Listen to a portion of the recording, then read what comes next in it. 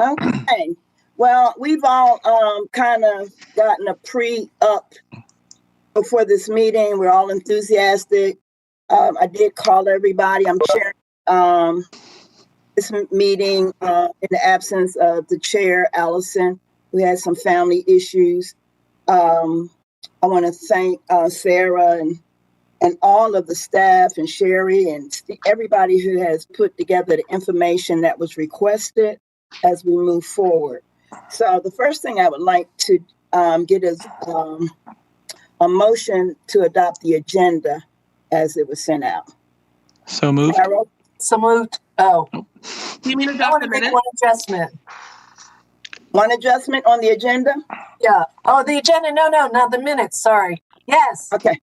Agenda. So will you motion for the agenda being accepted? I'll motion that the agenda be approved. A second.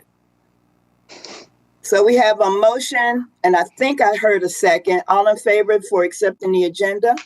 Say aye, Aye. or raise your hand, or wave, or send a Aye. kiss or something. Yeah. Now we're going to go to the minutes. And I'm a little worried about calling for the motion, trying to stay in parliamentary procedures. So what I'm going to suggest is that we follow parliamentary procedures, have a motion and a second. And if there's corrections or suggestions, we know that Carol wants to share something. So can we get a motion to accept the minutes?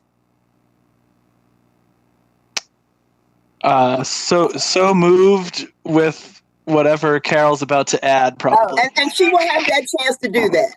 So Okay. you want to second it, Carol? I want a second. Okay, guess what? You know what that does? It gives you first or Jesse first and second right to speak to it. So I will throw it over to you, Carol, because I know you want to share something. Oh, it's so easy. It is so easy.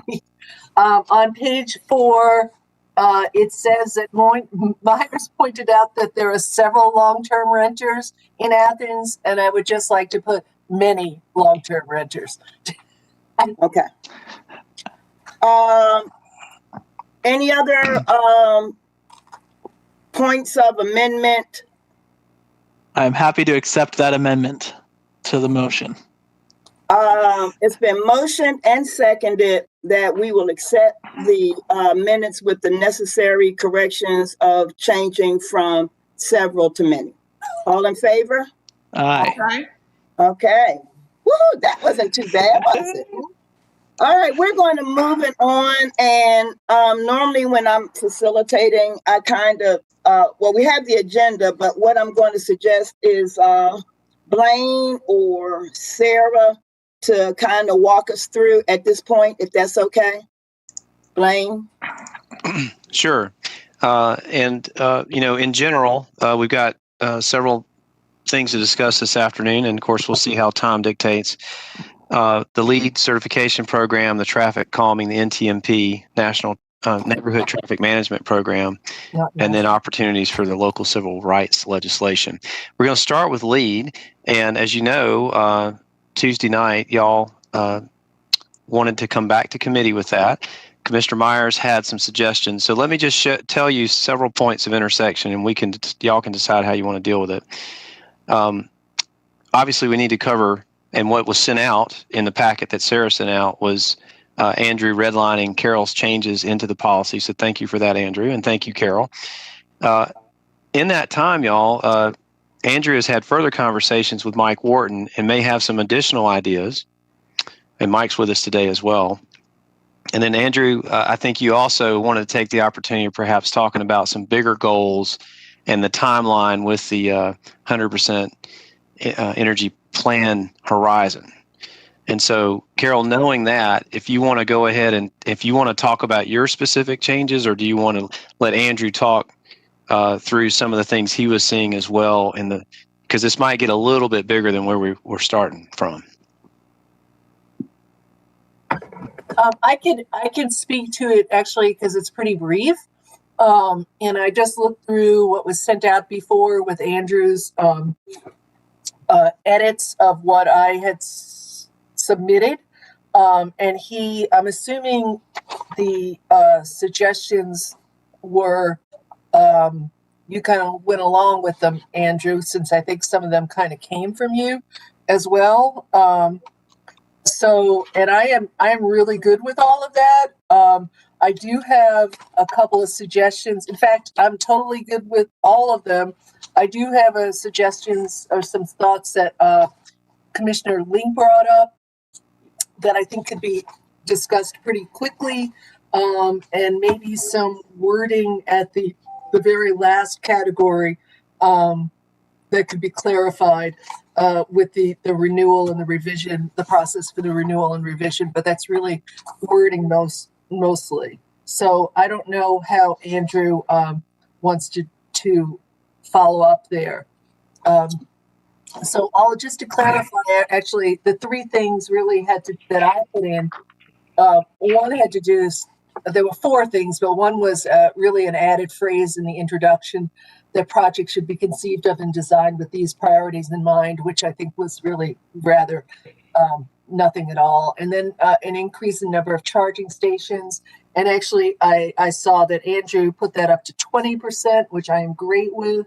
We added a reporting requirement at different places so that there's clear communication as projects are being conceived and moved through to the construction phase. And then at Andrew's wonderful suggestion, like a follow-through report 18 months later with like, okay, did the project end up doing what we wanted energy-wise? And I think we have that in there. And then the final report was just to have a revision process built into this, starting with the passage of the Clean Energy Action Plan, or in 2 years, whichever comes first, which Commissioner Houle is actually in the wording. And, Commissioner Link would like to add on that subsequent to that we'd have it, we'd be reviewing it at a regular interval from 3 to 5 years, which we could discuss more. And there's a couple of other points that Commissioner Link brought up. I don't know if this is the right time. I'm happy with the way Andrew's, reacted to my suggestions, so that all looks good. So what do you want to hear about Melissa Link's right now, which we could go through and then let Andrew, or what do you want? How do you want to proceed? Well, let's do this. Let maybe have a waypoint here and check in with the Madam Chair, if it's appropriate, the other commissioners to see if there's any questions regarding what Carol's talked to thus far. I do want to say this. I did call commissioners yesterday just to kind of get a feel of where we are, and looking at the items that we have on the committee. And I know I'm just a temporary chair, but I got the feeling that we want to be able to present something to the commission. I just got that feeling. What it is, I don't know. So what I would do is follow whatever recommendations the committee has or you have, Blaine, and then we'll give us a check-in where we are. Maybe by, if we're still talking about this, maybe we'll have a check-in at 1:30-ish, and then we'll see what else. If this needs more time to flesh out, we can agree to that.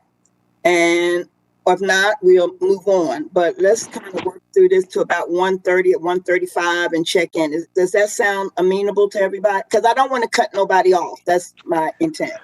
Well, and I appreciate that, Madam Chair. And Carol, if it's okay, just in talking with Andrew a little bit beforehand, and Andrew, if you agree, I think you had some bigger issues that you just want to talk about while we were at this space, and we've returned it. And if we've got only about 19 minutes left, Andrew, do you want to lead with that, or how do you want to proceed?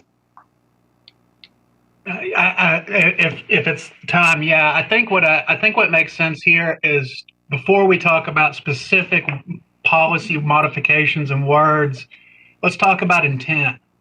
And if Mike and I can understand your intent, we can draft a series of edits for you all to review and have plenty of time before your next meeting to consider. Is that okay with everybody? Mm-hmm. So through the draft that Commissioner Myers and Commissioner Houle were working on, We translated that into just a track changes document. And then we also heard some additional feedback during public comment and agenda setting. And there was discussions between myself and some members of the community very passionate about this. And we did make some changes from the last time you saw it. So the two main changes was we strengthened the language for 100%, which is something that you all asked to see. And then before on our minimum standards, we were actually calling out insulation values and energy efficiency values for HVAC that were from the ASHRAE codes. And it was pointed out to us from both our engineering staff and from the 100% community, just reference the code and then it changes automatically. And we think that's genius. And Mike was also able to strengthen some of the language around other standards. And so in that public comment and from what we've seen, there's a few big picture topics: EV preparedness, solar readiness, assessing environmental impacts and reporting out on that, both in design and in post-construction. And then these other things that were talked about verbally, haven't really seen in the policy yet, which is minimum efficiency standards, building electrification, and private sector application. So if it's okay, I'll start with each one. With the EV readiness, we had proposed 5%, and that was based off of the LEED requirement that you can get points if you actually fully construct 5% of your spaces as EV spaces. At this point, that's not an appropriate thing for us to write as a minimum code because there are places where we don't need chargers today, but we very well may need them in 15, 20 years. And 5% is probably light. And so we are comfortable, Mike and I have talked about this, recommending that you could go as high as 20%. That is consistent with the commercial policy or ordinance that the city of Atlanta has adopted.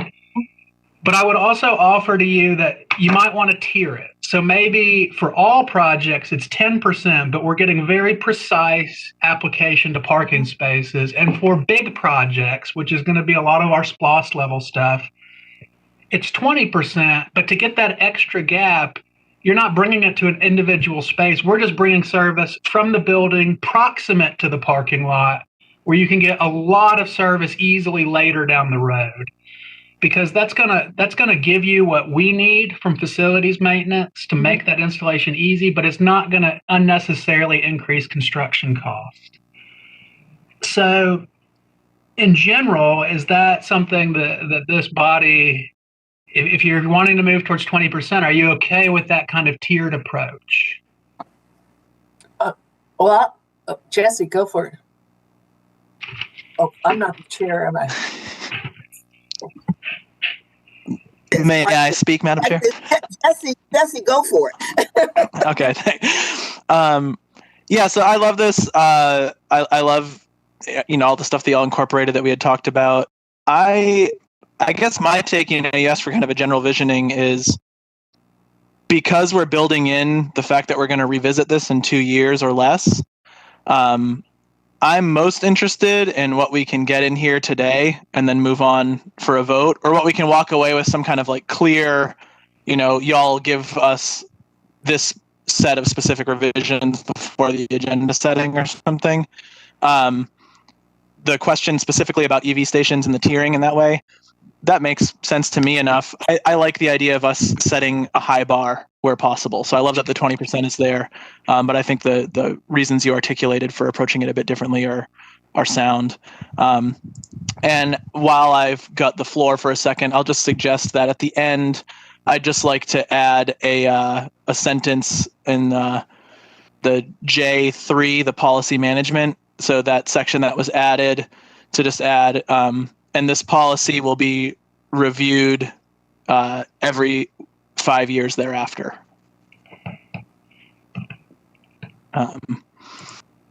To build in that recurring revisitation of the policy that Commissioner Link had suggested. And beyond that, I feel great about this. I mean, I think that we could talk through a lot of really great ideas about how to be even more creative and aggressive. But at the end of the day, I'd rather have this, which is much better than what we currently have on the books, to inform the construction that we're trying to do now. And then we have a couple years to, work through the bigger changes as well as the more nuanced details. I think Andrew may have had a few other points too, but go ahead. I'm sorry.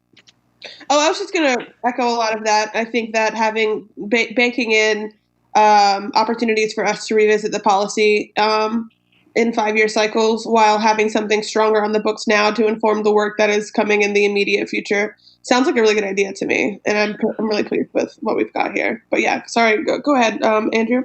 All right. So the next item was a little bit. Hold up, Andrew. Carol, are you good? Yeah, I'm good with the EV stuff and with the I kind of like what we have. We just want to make sure that we look at it immediately as soon as possible after that clean energy report. And 3 years. I don't think, there's so much changing now. I would rather have it be reviewed. It might be a quick review, but 5 years seems like a little too much. So anyway, but we can review that again after the next review. So I love 3 years sounds great to me. Yeah. So insofar as we're consenting on that, I guess. Yeah. Okay. Are you saying, Andrew, that the tiering suggestion that you have language ready to just stick in there? I think we could create that fairly quickly. Yes, sir. Okay. I guess, do we make motions for these edits one at a time? I think Andrew had, I think he wanted to give some more information. So Yeah. let's just kind of park it in the parking deck. And if we can vote as a whole, we will. But if we have to dissect it, we'll do that. Is that okay? Andrew? So the next topic that came up in discussion more so than in the edits was about solar readiness. So we describe in the policy a desire to preserve roof space on south and western exposures, and received some feedback that should be maybe strengthened. There are commercial solar ready guidelines that are available from the federal government and from other local governments, and I will tell you, they go north of 60 pages and are incredibly extensive. And I'll also tell you that Mike and I, from doing already over a half dozen installs, the single most important thing is the roof. All of the other stuff is nice to have. And so if you want to strengthen that, maybe we focus again on certified projects, the bigger projects that are going to have more impact. And if they don't have solar at the time of construction, we could detail where they need to have more information about the electrical panel and the type of service. They need to maybe have an engineer stating the amount of weight that the roof can hold if it needs to. And then also maybe delineating the area reserved for future solar on a separate plan sheet. That would make it so that if the next Mike Wharton or the next Andrew Saunders is coming to do this project 4 years down the road, that one single plan sheet would make it much easier to take a project to bid. Is that something that you all are generally supportive of? Okay.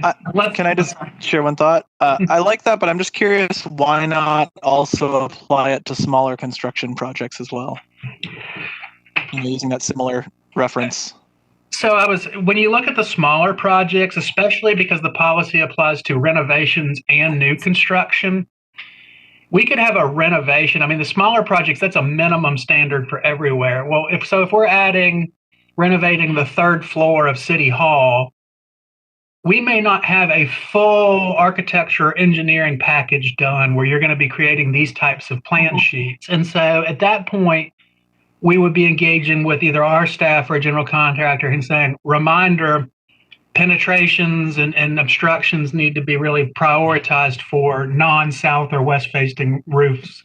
So it's really just a matter of aligning that action where you already are going to be plugging in those professional resources. You good with Carol? Just a quick question, Andrew. What part of the policy is this building on? It would be, if we were to tier it, we would put it under the certified projects list, and it would just have to be an additional set of ACC level standards. What letter is that? It would be a new letter. A new letter, okay. We will just add a little more detail, which is what we propose to do with the EV preparedness as well. Okay, I'm good. Okay. Group, we good? We're gonna move on? Let's go to the next topic. Okay. I got a few, and you can just cut me off at No, 1:35. we're just going to check in because I think we're on a roll. I just need to check in and get it done. So the language that was shared with you ahead of time about reporting describes 3 levels of assessment or reporting: conceptual design, schematic design, and post-construction. What is drafted in the language for conceptual design is not feasible. So it describes the greenhouse gas emissions, the anticipated energy use, and so on. We do not have that knowledge of the building at concept. We don't get that until we're closer to schematic or even construction level design. So I would say at conceptual design, what you all might want to know would be what third-party certification is going to be used. Is there going to be renewable energy incorporated at the time of construction? And what energy sources are going to be used total? And that would allow, so if part of the commission wanted to say, well, I would really like to see more renewables, that's the appropriate time for staff to go back and say, okay, what are we going to change about this project concept where we add in maybe a ground source heat pump, but we have to give up some other part of the project to accommodate the budget. So that's really more about goal setting. Schematic design, we agree. We think, you can't manage what you can't measure, right? So being intentional about knowing what kind of energy is going to be used, and then providing some context about, well, is 37 30,000 BTUs per square foot, is that good for a jail or is that bad for a jail, right? Because otherwise it's just data. So we could recommend some metrics for you there. But we want you to know that to get the information related to energy and greenhouse gas emissions, you will have to, we will have to complete an energy model for every building we design. That may add anywhere between $15,000 and $25,000 of cost, depending on building size, to complete that. We could ask our SPLOST office. I would estimate we've had energy models on probably the last 70% of buildings we've done. It's a fairly common practice, but it is not universal. So if we incorporate that goal at schematic design, then it would have to be universal. And so before we write language around that, Mike and I could appreciate your feedback on it. I guess my take is I'd like to universalize it. I think that it would be, while that's more money up front, I think on net, holistically, it's going to save us money in the long run. And of course, the whole point of this is to measure things not just by cost savings, but also, having a planet we can all inhabit, and hopefully our kids can too. So I'm all for the universal approach. Carol, Mariah, any thoughts? We good? I'd agree. Yeah. Andrew, it's still you. Okay. Not in the policy edits, but in discussion, there were comments around setting a minimum efficiency standard, and maybe even referencing building electrification. We think that both of those are good policy objectives and can be applied in specific scenarios. But at this point, I wouldn't recommend that you incorporate it as a minimum standard in the policy. I think that we should let the 100% planning process play out and determine how impactful these are. And to give you some real world connections on why this is more challenging for us than, say, in a regular office building. Or, we have, if you take the morgue, when you put a freezer in the morgue, it is not like you can go get an Energy Star restaurant freezer. Like, there are very specific morgue freezers that may influence that building efficiency.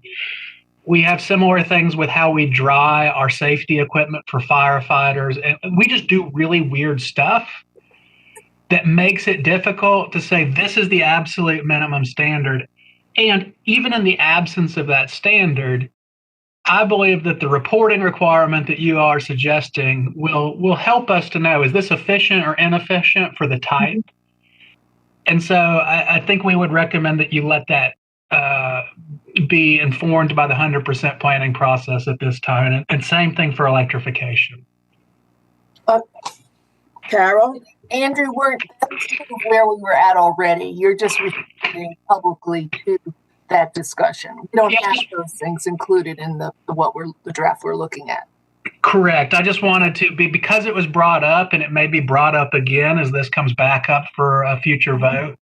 It helps me to know, and Mike, to know what your opinions are, and also to have this opportunity to share a little bit more information with the full committee. And I think I'll just throw out my opinion was that this was something that can wait till after the clean energy plan. That's where I was on that. Was that a question or a statement? No, that was a statement. This is an area I can wait until address in the revision of the plan down the line after we have a clean energy plan. You have a puzzled look, Andrew. Are you good? I'm good. Sorry, I may just be a confused individual, but okay. Well, we're going to move on, Andrew. So in some emails I've seen since, there's been a question, and it came up a little bit at even your vote on Tuesday about, well, if this is good for government, should it be good for the private sector? The answer is maybe. But what I will tell you is what we are working on is a very specific policy. This is built for our own house, so to speak. And it does not translate well to an ordinance. I think Attorney Hines would tell you, like, this isn't ordinance language yet. And when you go to private sector enforcement, you have to think about how it jives with building codes across the state. Clearly we have a building on fire because my phone's blowing up. What will happen with other building codes that are influenced by it, and then how we even enforce it. So I've talked about this with the committee before membership changed. If it's the desire of the mayor and commission to have high performance buildings for the private sector, that needs to be its own conversation of whether it's minimum standard or incentive based. And I would offer to you that the city of Decatur has a model that works well, and it is a very different animal from the policy we're talking about.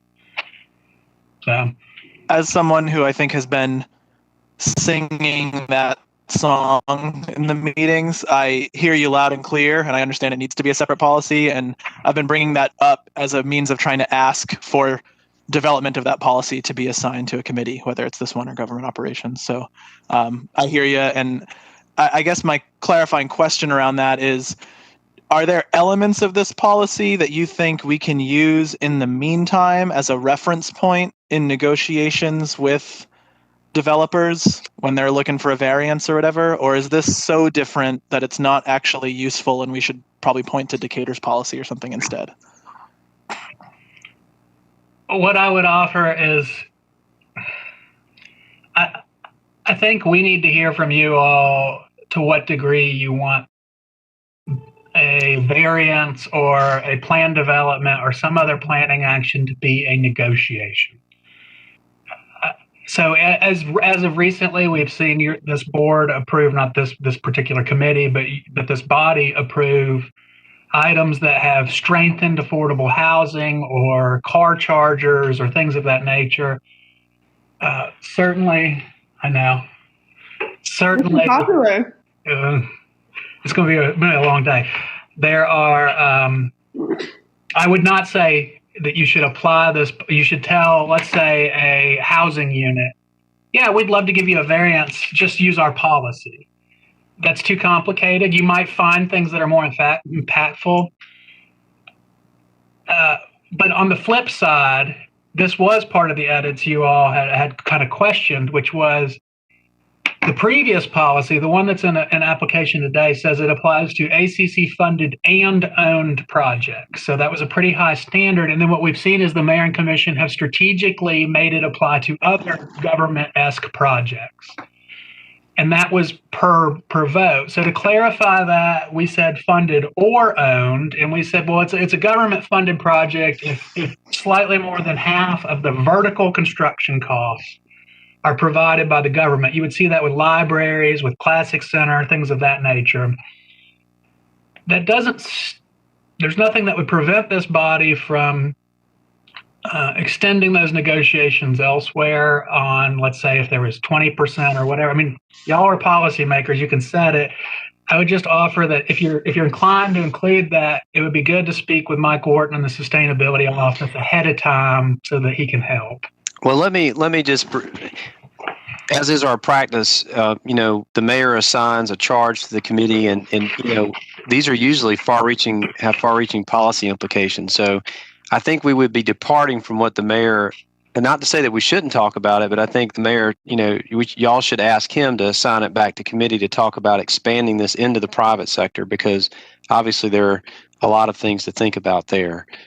So I would just ask that you consider that. I think the topic was review of lead certification program, and it really was meant, as you know, to see if that was really the best way, most efficient way for us to stay abreast with sustainable development of ACC Gov-owned buildings. Now, I agree with Andrew, and the expansion of that definition, like for instance, Bethel may become impacted by the huge investment you've put into that as to how their buildings are built out.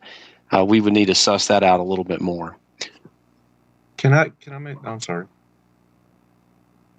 No, I was just going to say that I am all good with keeping this, completely separate policy. And I think when actually, Mike, you're moving around in my screen. I was talking with Mike yesterday with the 100% group, more of them speaking. And there was a lot of discussion about how building codes really need to be addressed for the private sector as they tie into this. And so that's a whole other animal, I believe. So that's all I wanted to say. I think that's another project. If I can add one more dimension to that, we've had in our discussions with we've been doing a lot of listening sessions as part of the Clean and Renewable Plan. Right now we're up to 10 businesses and more, probably another 12 to 13 to come. What we're hearing out of them is an interest in actually figuring out and making some recommendations and suggestions on things that would combine potential regulatory with incentives. So where they might be able to for plans review, get an expedited plan review for exchange for certain energy conservation measures. So I think there's my point being is that I think there's going to be a lot of things that come out of these meetings and some recommendations that we will see that actually will come from the business community themselves, that then give you a stronger ability to build partnerships with that process in the negotiation. So it actually, I think it will strengthen what you're trying to do in trying to get there. I personally am glad to hear, Mike, that you are talking to businesses for what the future can look like. I think that that's what we should be doing in anything that is led by the local government. And I think it will be received better instead of folks feeling like they're being forced into something and giving us pushback. So I'm not as detailed or in depth as some of the other commissioners and especially staff, but I do see the purpose of separating the two. Andrew? I feel like this has covered the big picture stuff that Mike Wharton and I talked about in response to your document and the discussion we heard at agenda setting. Unless you all have additional items you'd like to consider, I would suggest maybe we take these next week or so and send you a draft set of text changes using track changes to enact or act upon this vision you've helped us understand. I'm sorry. Okay, then maybe I'll sum it up in our time limit here, but Jesse? Yeah, I guess I wanted to ask if you feel like you can have the revisions that we've discussed today ready by our agenda setting. I would be interested in just making a motion, kind of like we did last time, to move this on to the body so that we're getting your revisions at that agenda setting, kind of pre-approving what we've discussed today, and then we can vote on it at the next meeting. I would second if that timeline feels comfortable for y'all, if that's feasible for y'all. Because I mean, I know you all are very busy. There are buildings on fire, and it takes a while to get the stuff written out. So I don't want to force that crunch upon you if that's not feasible. But if it is feasible, I'd love to just trust that y'all are going to bring us what we've talked about, and we can move it out. Is that possible, Andrew? Well, let me. What Andrew thinks.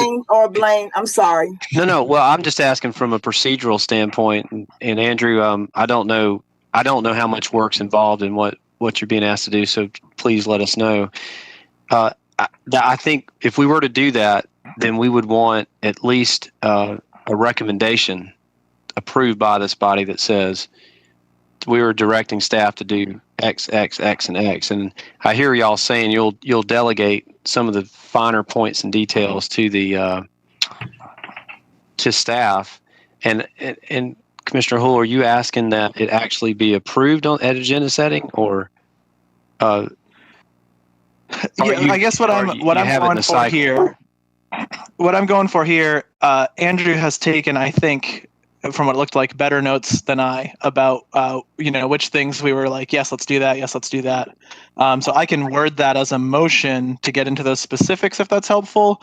But I would like to make a motion to say we'll add these revisions, direct staff to add these revisions and bring it to the full body for consideration at our agenda setting meeting.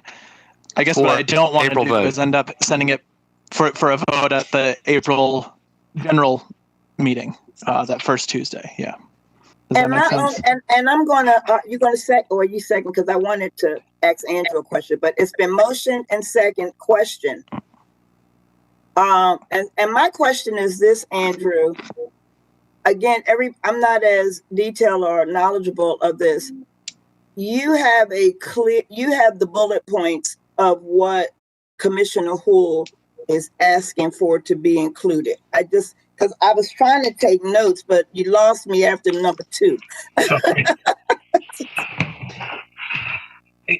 As he said, to summarize what I've heard from this body today is support for increased EV readiness, but tiered by type, strengthening solar readiness for certified projects, continuing to support environmental impact assessments and post-construction reporting, but giving staff the ability to recommend some metrics and to true up what actually happens at concept review. And then some specific language about a desire to systematically revisit the policy, with the understanding that items like building electrification and efficiency and application beyond ACC Gov would be a conversation for a different day. Is that what everybody had in mind? Totally. And that latter part, I don't think needs to be about the understanding about a separate policy. I don't think it needs to be written into this. I think we just sort of have that understanding. Yeah. And I think every 3 years specifically for that revision process sounds good to me. So there's been motion and seconded that Andrew will put some language together that would be ready to present to the which meeting is that? It's our agenda setting meeting. In effect, Commissioner Hull is asking that it be placed in this voting cycle. In this voting cycle. All in favor say aye. Aye. Aye. Those opposed? All right. Andrew, go put that fire out. Now, Madam Chair, real quick, and while Andrew's still here. So typically when something comes out of committee, we don't have CDOs unless they're some in this case, they hadn't had time to really go through it. And I hear y'all with the urgency. This is a little unusual that you've approved this. I think Andrew he'll do an excellent job of reflecting it. I just want to caution you in the urgency of getting this out here. If we have a subsequent CDO on the work, I think it may cause some confusion. So, but you can't really say that until you see it. So, we'll have the title only at least put on the system for this agenda voting cycle. Carol? And I would like also to forward, you have copies of Melissa's suggestions. There's a couple of edits, but there is something about the lighting in there that maybe you could or couldn't add. And then, and also about a committee in the review process that there would be a mayor-appointed committee, and I think that's easy enough to put in. That's just a clarification that would be helpful to have in there. And so I would ask that you also consider any of this language that isn't. I'm going to pause right there. We're at 1:45. Okay. I'll be honest with you, Carol. Uh-huh. I'd rather for us to, if you want to take some more time, and if the committee's okay, we need to probably flesh it out. If you want to take some time to present Commissioner Link's ideas, so we're all on the same page, not just give it to Andrew to add. So if the committee's okay to add another 10 minutes to make sure we're clear, and then the clearer we are, the less probability a CDO won't be popping up out of nowhere. So do y'all want to take the time and spend a little bit more time on not just giving that report to Andrew, but for us to flesh it out? Is that okay? I'd like to cover these points because I think they will come up at the agenda setting meeting or after if I don't present them here. I think that's a good idea. Okay. So I'll give it to you, Miss Commissioner. Okay, got it. We're going to go through this quick. One was the exemption, but I think we've discussed that with the TADs and the funding. We've already addressed that. And that might be a discussion point that comes up at the agenda setting meeting, but you have the response to that. One was about lighting, qualifying the color of interior. Talk to me about, what did you just say about the first one? The TAD fund. It was really the TAD, the public fund. Andrew addressed the amount of what buildings should be included at this point in these requirements on the percentage of funding. So, Commissioner Link was saying, why not apply this to projects benefiting from TAD funds? And I think that Andrew addressed this in terms of the percentage. We have something in the beginning of this that defines publicly owned buildings as 50% or more.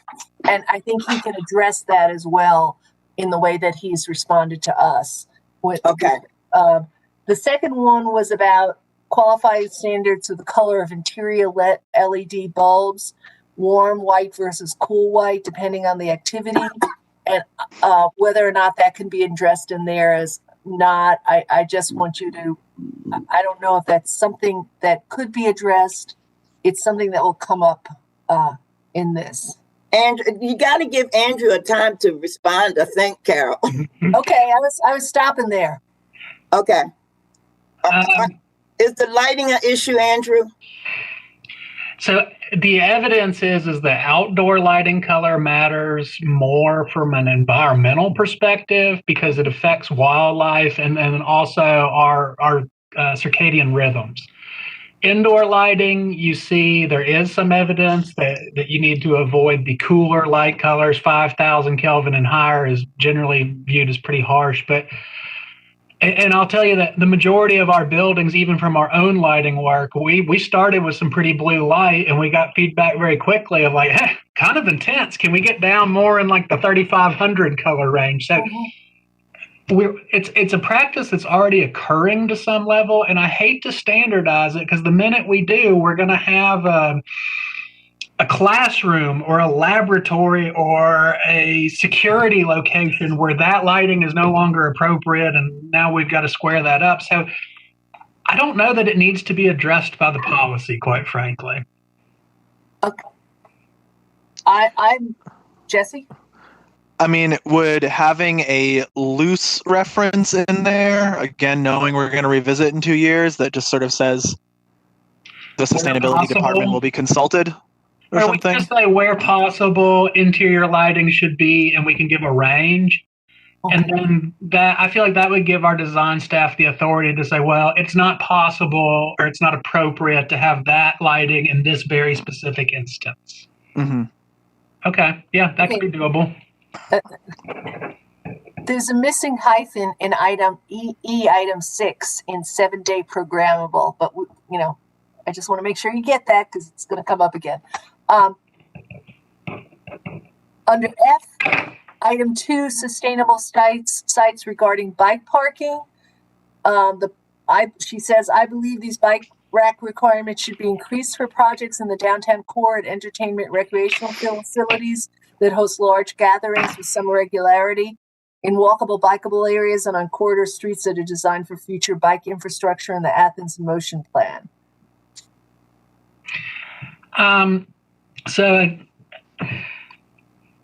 there's some circular reference here. So what's interesting is what's proposed in the policy now for bike infrastructure is that we apply our current ordinance, which is a 5% minimum threshold, to all projects, regardless of whether or not they would trigger that ordinance. So if we're going to do a significant project, but it's not a full building construction or a remodel, we're going to go ahead and add some bike parking in there.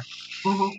It's also a goal of my department to inventory sites and figure out where we need to increase and modify bike parking. We have some outdated equipment that the bike community has come back and said, like, this doesn't help us, and so we want to retrofit that.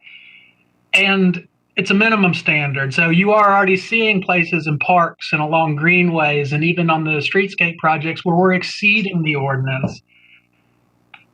If you want to spend time with that, you can. I would actually suggest that probably the best place to get that information would be from our transportation partners and perhaps the Athens in Motion Committee, because I'm not the fittest guy in the world, and I only get on bikes to chase my kids. So I don't know that I'm giving you a truly informed opinion. Andrew, in that, would there be some, I mean, you're talking about wanting to put in some, have some leeway on that in a sense yourself, or a minimum. Would it make sense to say designed to meet the minimum requirements set forth? Well, we can add the word minimum, but yes, that is how that actually applies. Okay. Is it triggers the ordinance requirement no matter whether or not that ordinance requirement is triggered or not. Well, that just might be a way of saying in circumstances we could add more than that, that might address that. And then. Okay, so we'll say like at a minimum, bike parking should be. Yeah. Okay. And then the last part is just about the regularity of the policy review, and a point about by a qualified mayor-appointed committee, including staff, elected officials, and private citizens from the Green Building and Sustainability Advocacy community. And I think that's. I don't think I have the authority to do that. I think that's the mayor's prerogative. Okay. You mean laying which ones it would be, or whether it be by a committee? Yes, ma'am. I think the intent we can always try to remember, but it's my understanding mayor appoints committees, whether ad hoc or otherwise, and I don't know that I'm comfortable baking that committee creation into a policy. Okay. All right. I'm good. Okay. When you say you're good, and I'm definitely not going to add any more on to Andrew, but are you good enough to be able to have a conversation with Commissioner Link on what we've discussed? Yes. So anything that she has before the meeting, maybe we could be prepared for, but I think you've covered all of her concerns, right? That's right.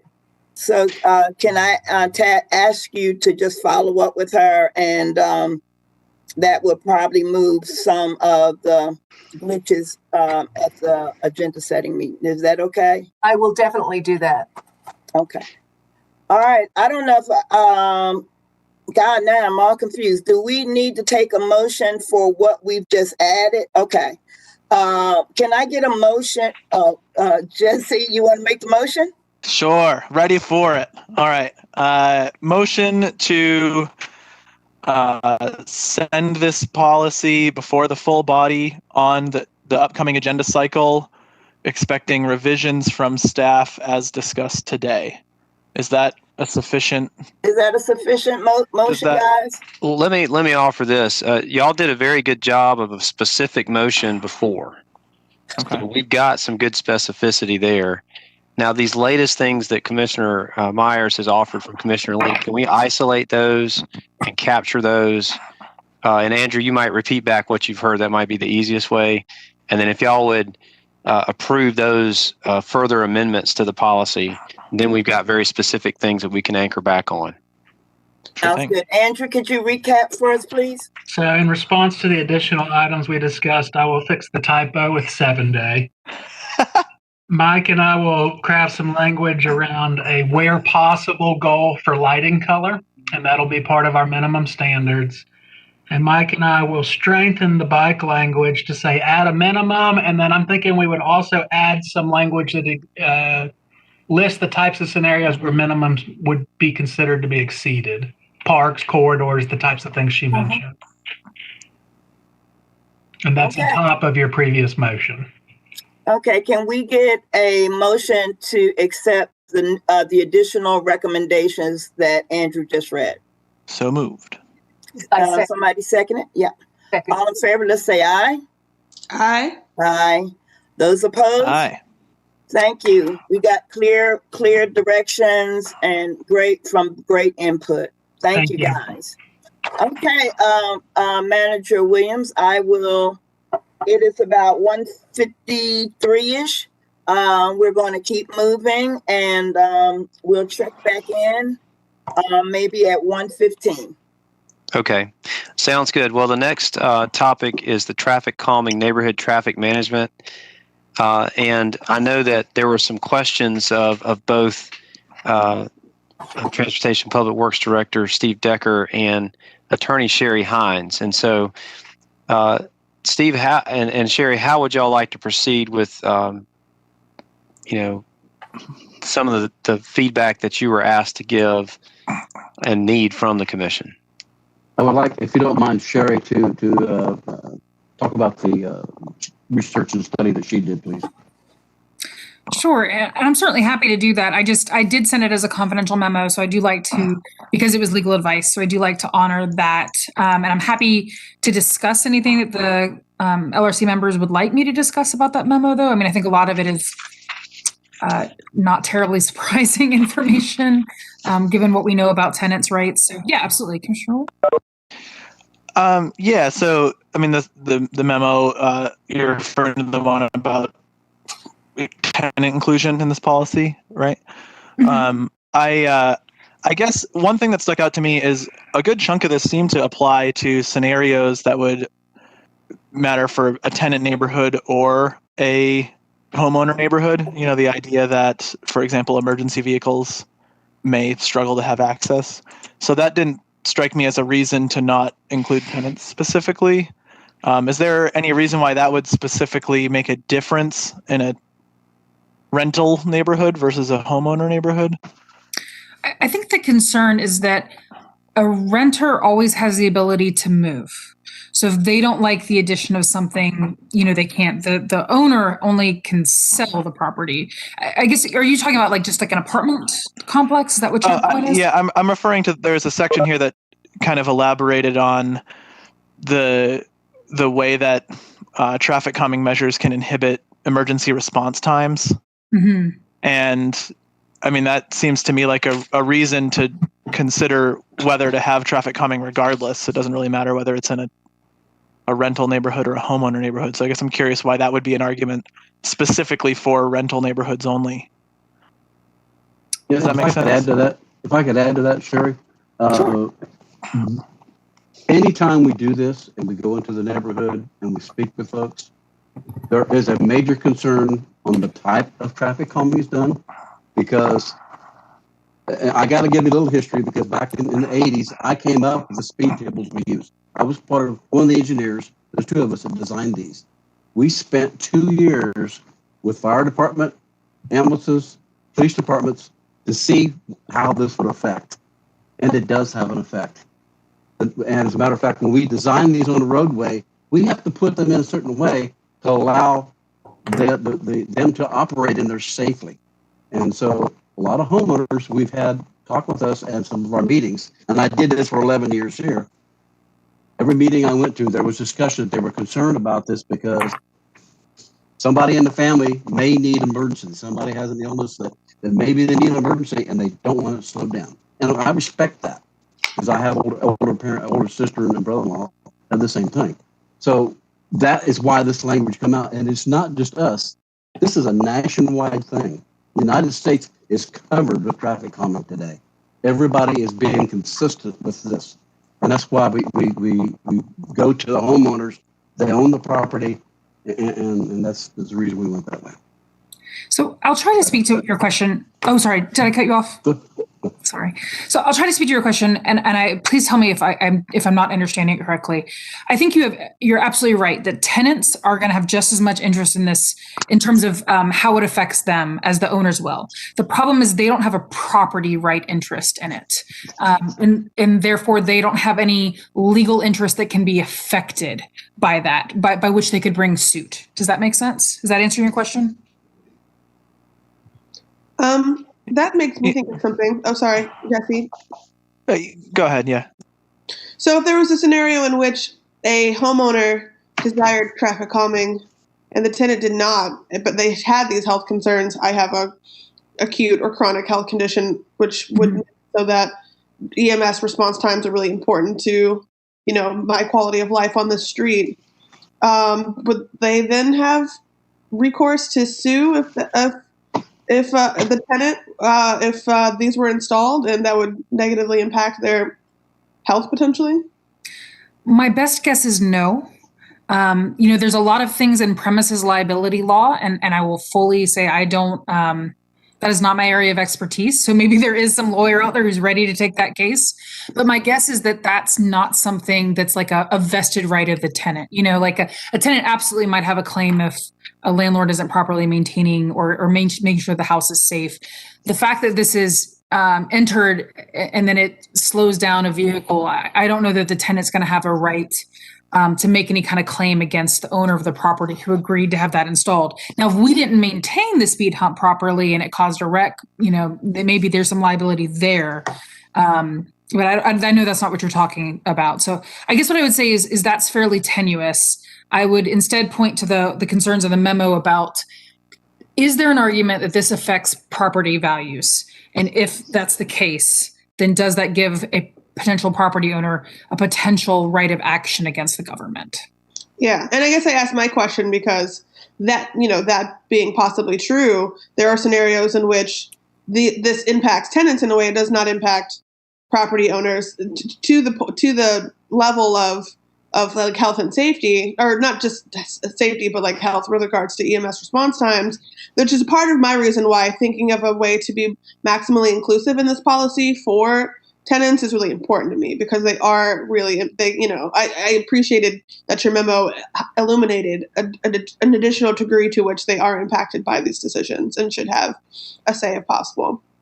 Right. And I guess the problem is that tenants just have more ability to move. I mean, and I'm not trying to, I recognize that there's a level of movement that may be available to people of means that is not available to those who are not. But I think that's what the law is going to focus on. Like, you're renting this property for a finite period of time, and you could choose to move to someplace that doesn't have speed humps, or that does, if that's something that you're interested in. Whereas the property owner, these are permanent.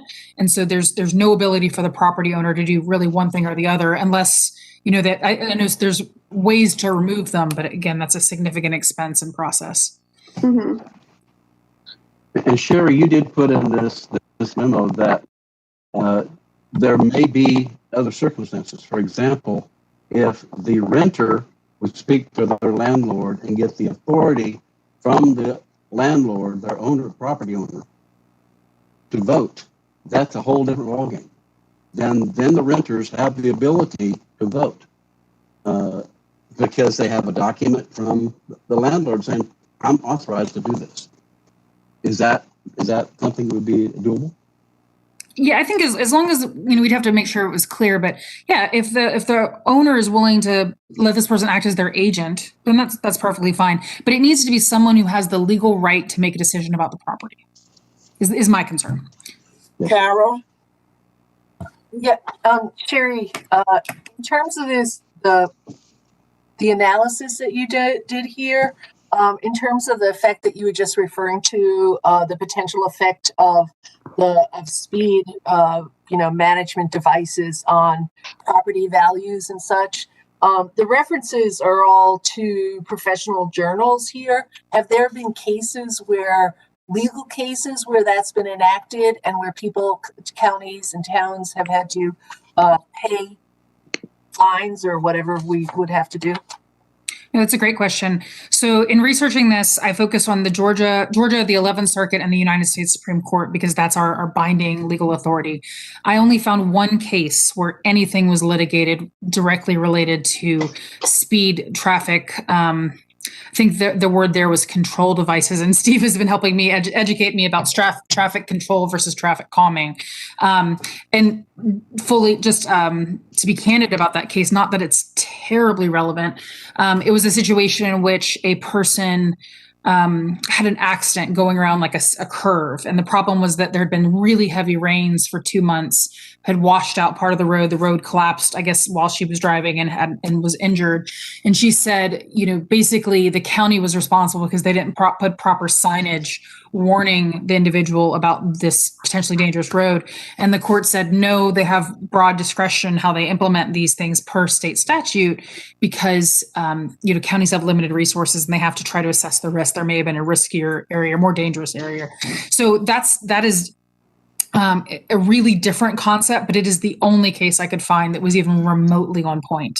I imagine there's not a lot of litigation on this, but that doesn't mean that there couldn't be. Right, but we don't have any examples of litigation of this in terms of a property owner saying, you put in a speed bump and my value's gone down. We do not. I will say that every place that I looked at required between 60 to 75% of property owners to agree. But that did certainly beg the question of what about those, 25% who didn't agree, and did they try to bring some sort of legal challenge? I will say, though, just as a caveat, it is entirely possible that challenges have been brought and that they've been handled at the local superior court level and just didn't make it to the Court of Appeals. Maybe the county settled because it was a relatively low dollar amount in order to avoid higher litigation. So just as that as a caveat. Jesse? Thank you, Jesse? Leah. I guess where I'm coming from here, to zoom out generally for a second, is over half of the people who live in this county are renters and are often living in dense neighborhoods, some of which are being turned into cut-through neighborhoods. I can think of at least a couple in my district, and I know there are many in other districts as well. And there's also an increasing number of single family home style neighborhoods that include renters. And those folks are affected by speeding just as much as anyone else. And I want to ensure that this policy is building in their involvement in the process, insofar as this is sort of a petition to the government. That's kind of part of the function of this. So if we have to rethink how that's built in to satisfy this concern, I'm, all ears on that. But what I don't want to do is I'm really cautious about moving forward with something that has this new proposed section E, that the neighborhood traffic management plan does not include commercial property, which typically includes apartments, because ultimately this is about publicly owned rights of way, right? Public streets on which private property is along the sides of, and if that private property happens to be primarily filled with people renting, those are still people with kids who can get hit by speeding cars. And I want to make sure that they have an avenue to pursue this, especially in the neighborhoods where they comprise 100%. And I hear that ultimately the best way forward is for them to petition their landlords, and then, we do it in cooperation with the landlords. I want to make sure that they also, as residents, just have the ability to engage their elected officials and their local government in this process in some avenue directly as well. Does that make sense? And please correct me if I'm missing something about how that might already have been included in here, and I'm not understanding that or something. But when I saw E, I got really cautious, and I totally hear where you're coming from on why we are where we are right now. But Any other thoughts from I hope that clarifies where I'm coming from. Any other I think thoughts? Commissioner Holt brings up really good points, and would love to see what sorts of options we have to maximize the opportunity for renter involvement in the process, even if ultimately final decision make, like if for some reason final decision making power is not granted to them. Just want to make sure that they do have ample opportunity to participate. I'm going to Carol, and then I'm going to make a comment. But go ahead, Carol. I would echo that concern and the sentiments of Commissioner Parker and Poole. Because this is the title of this is Neighborhood Traffic Management Program. It's not owner-occupied building traffic management program. So I do want to make it as inclusive, and it doesn't narrow down to owners until the page 3 of this. And so I think I want to be honoring all those 50% of people, just as the other commissioners have said, and empowering them as well, and being honest in what the policy is laying out. So again, how that can be done, I'm not sure exactly, but I do think it's important to address. I want to say I think it's important to address also, but I think that roles and responsibilities are kind of crisscrossing a little bit. I think that commissioners that feel very strongly about this should try to work with residents and help them understand this policy and help them get organized and empowered and work with their management company. I don't think that this is a job for the attorney or traffic management. This should be one of our roles as elected officials representing these folks. We should be empowering our constituents on how to not only understand our policies, but how to impact the change. So I think that there's a great opportunity for we as elected officials. This is a good platform for somebody. I think I already kind of try to do it, so I'm happy where I am. But I don't think that adding more, and then if it don't happen, we're going to be upset with staff. So maybe it's just a suggestion on what we can do as elected officials in our districts. And maybe if there's a consensus with more than one district, there's some recommendations that we could run by the county manager's office and the attorney's office, that we could do something unprecedented around traffic management. So that's my thought. I don't want us not to take opportunity not to work with renters and owners in this community.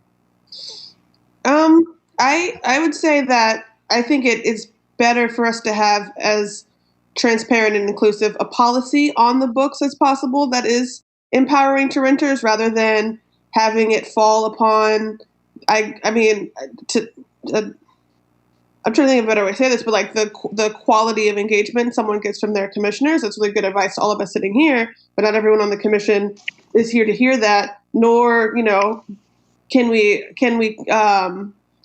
confirm that a commissioner that might come after me or you, Avita, or anyone on the body would offer the same level of service or see their engagement similarly. And so rather than leaving it to this subjective realm of what people feel is their responsibility as commissioners, having a policy on the books that helps universalize the kind of quality of engagement that renters get from their government. And then, there's opportunities for us to engage, to make sure people are understanding of what the policy entails and help people through it, but that at the baseline, we make it as inclusive as possible as a standard.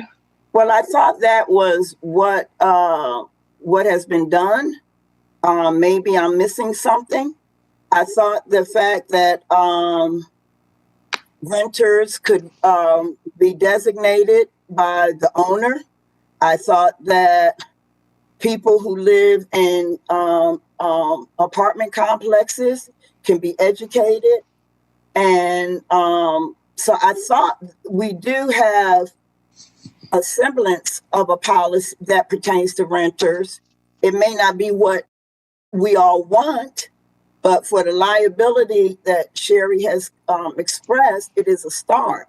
So if you have an idea, any commissioner, of a policy that you envision, I think you should give the attorney your idea and let her work with it, like she's done with a lot of other things. I'm just saying she's told us what we can and cannot do.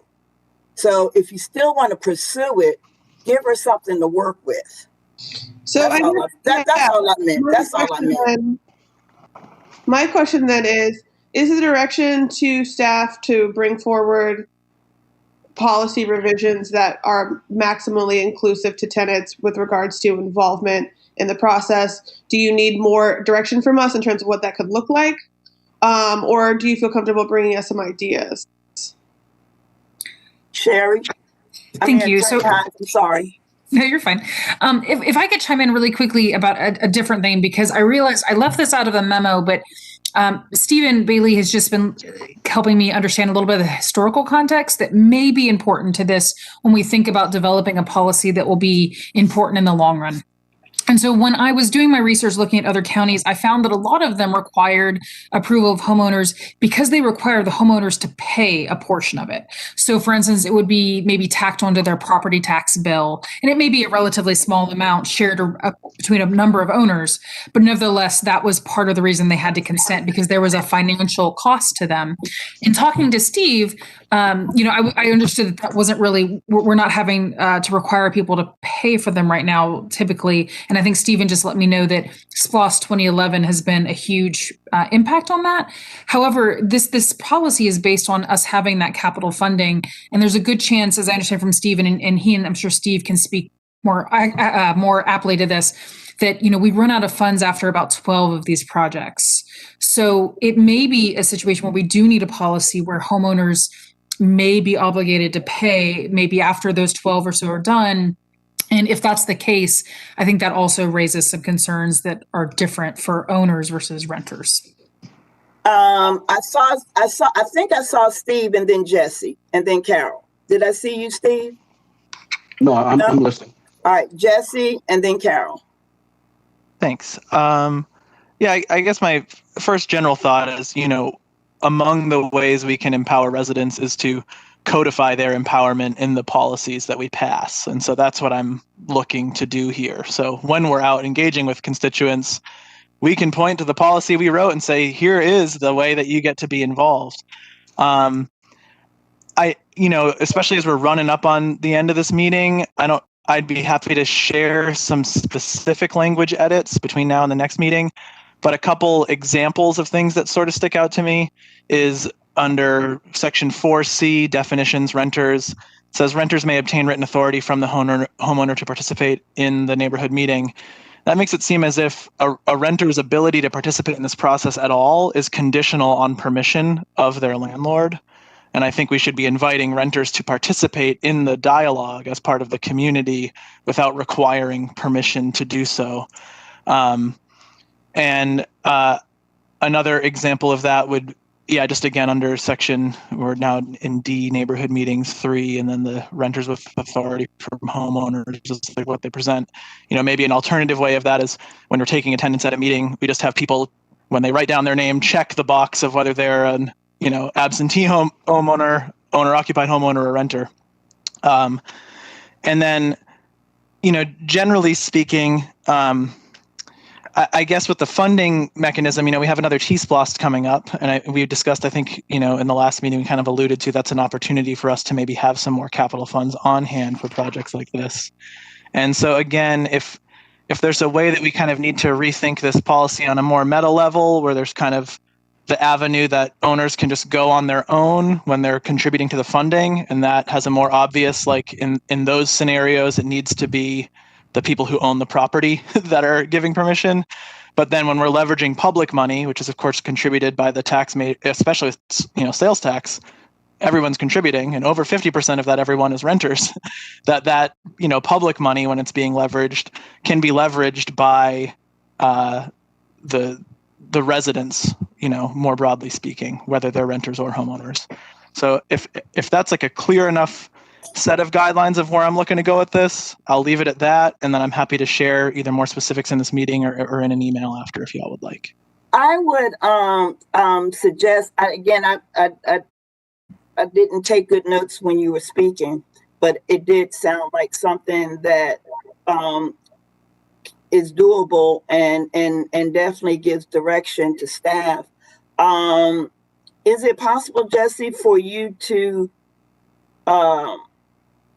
jot down the things you said and send to us and Sherry to see if we can kind of massage it, because it sounded like we're on the right track. Yeah, I guess my question is, we're not voting on this tonight to go to commission, right? We are? No. Okay, so then that's my point. All right, so it sounded like your ideas were very good, Jesse. I just didn't jot them down, but it would give us some direction for the next meeting if that was my point. Okay, Carol, I didn't mean to jump in front of you. I'm sorry. That's okay. That's okay. I think that actually this all kind of like works together here. I'm really glad that Sherry brought up that point that Stephen had brought up about this being a policy in the past and in most places where it is funded by the owners, and that makes perfect sense in that sense. And I think that's why this policy is different. And I think we actually kind of have a precedent there in other initiatives that can be homeowner or owner initiated. So I think we have if a neighborhood wants to put in connection, they've been on septic and they want to put on connections to the sewage lines and it's doable, they can chip in on doing that. If neighborhoods want to put in other sidewalks that aren't on the publicly funded the publicly funded sidewalk plan, they can do that and agree. And it seems that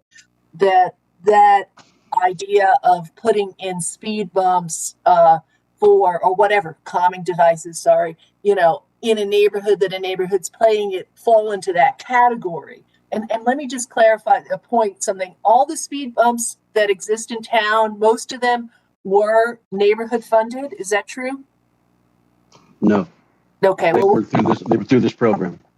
They were through this. They were based on cut through traffic. They used to have a sliding scale based upon cut through traffic. When you got to a certain point, then that was 100% funded by the Barron Commission. Oh, okay. Cut through traffic. So, okay.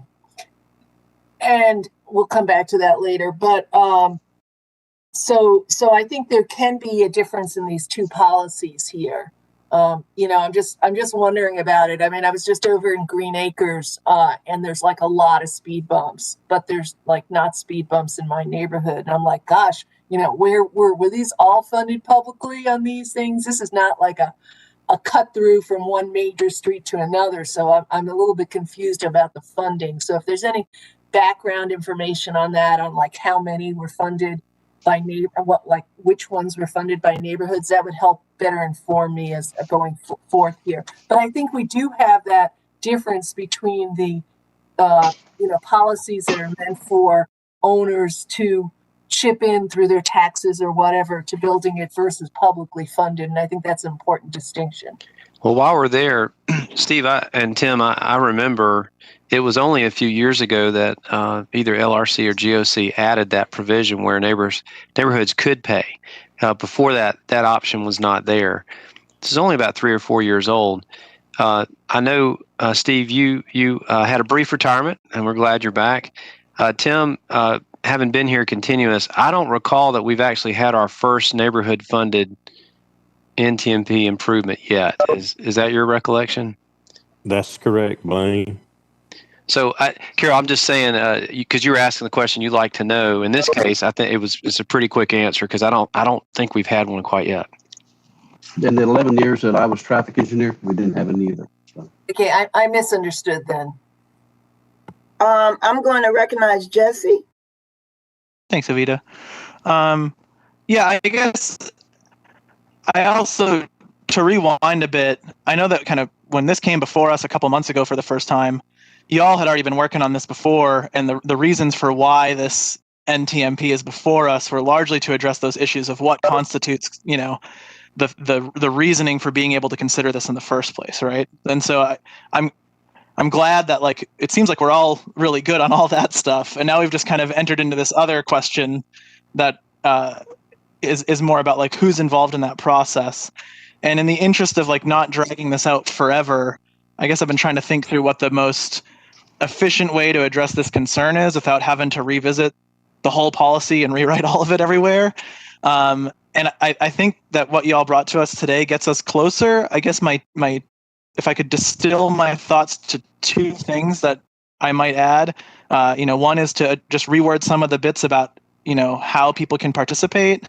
And then I'm curious y'all's thoughts, Steve or Blaine probably are the ones to speak to this, about if we just added a section that would maybe distinguish between funding mechanisms where projects that are funded using neighborhood dollars shall be constrained to a vote of owner-occupied and absentee homeowners, and projects that are funded using public monies, SPLOST or otherwise, will be funded with consideration of all residents and homeowners. Would that make sense as kind of a solution to sort of clarify this conundrum and get us through? We had in the past because there was that sliding scale, and we removed that because we've never, in the years we've never used it. However, that is something very simple to put in there. Upon not having any funds or limited funds, or the option if the funds are gone and we still have projects, I would certainly defer that to the manager, Manager Williams, but I think that's a doable thing.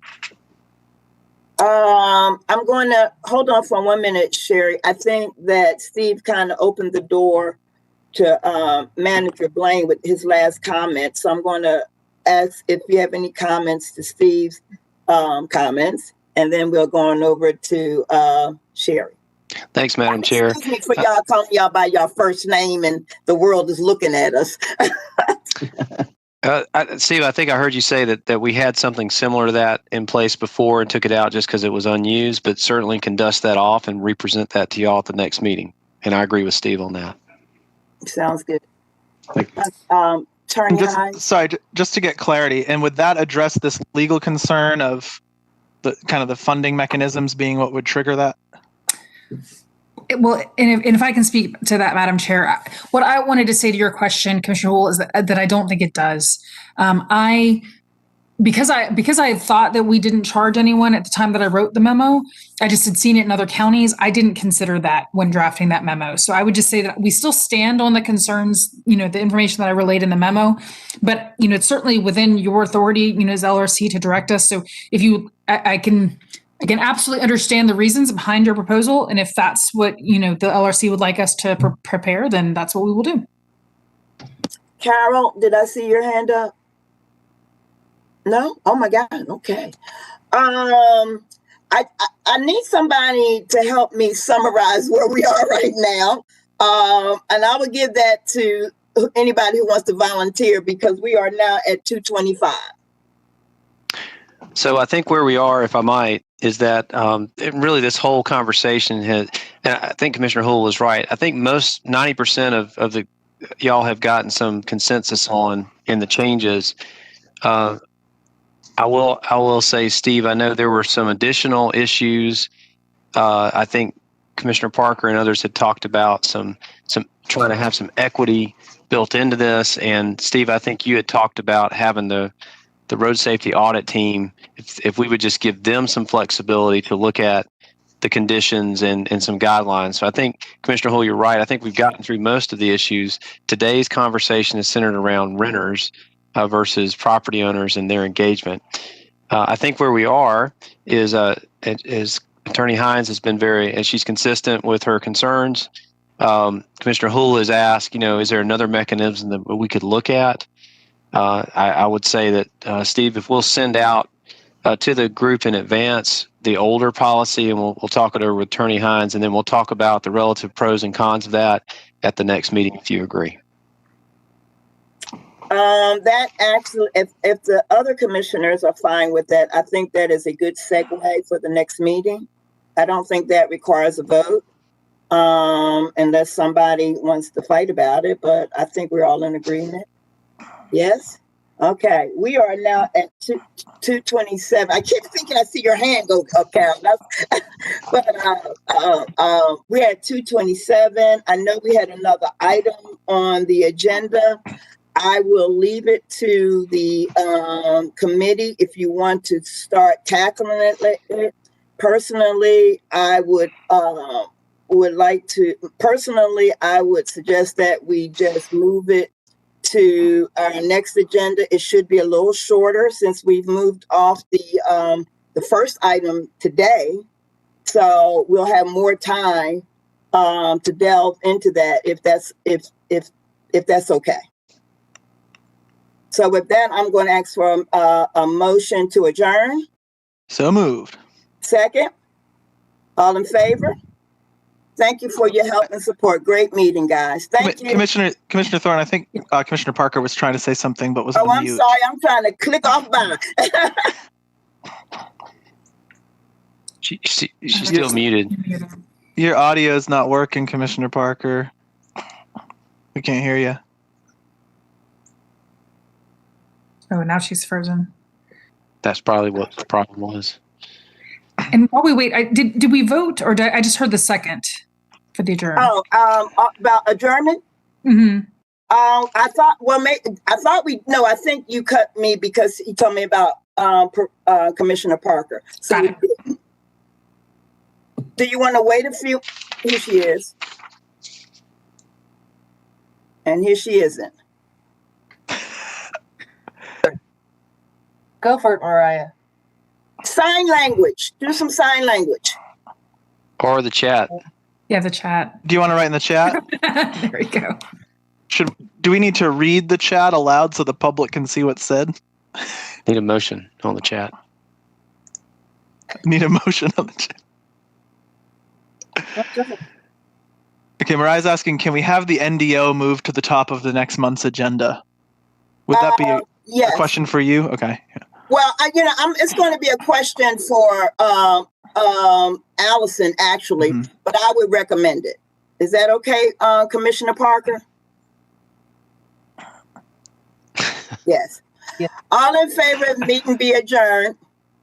Aye. Aye. Thank you, everybody. Bye-bye. Thank you. Bye. See y'all.